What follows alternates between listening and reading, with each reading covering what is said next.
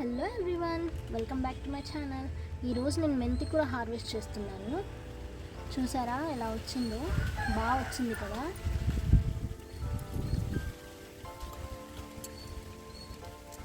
ఇలా తీసుకొని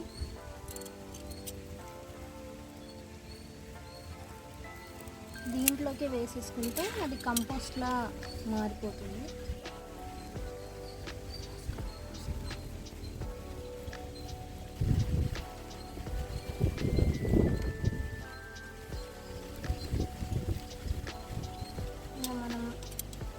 లీవ్స్ వరకు పట్టుకొని ఇలా కట్ చేసుకొని ఇందులోనే వేసేసుకుంటే మళ్ళీ అదే మనకి కంపోస్ట్లో యూజ్ అవుతుంది.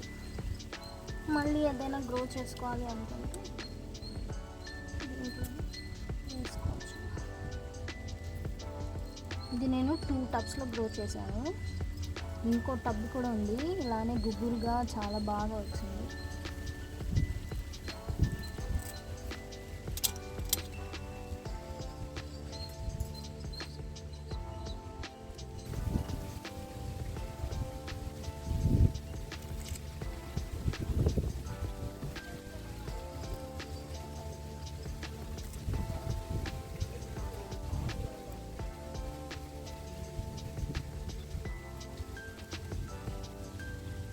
చూసారా ఎంత బాగా వచ్చేసిందో మెంతి కూర.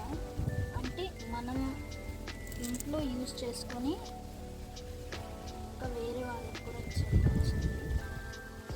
జస్ట్ 1 గ్రో పాట్లోనే ఇంత వచ్చింది. చూసారా ఎంత వచ్చిందో ఈ మెంతి కూర.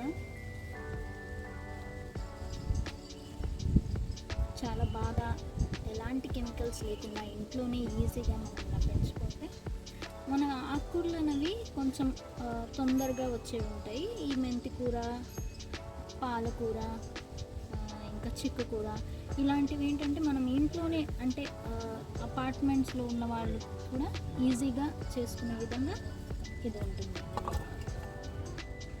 ఇది ఇంకో గ్రో పాట్లో వచ్చిన మెంతి కూర.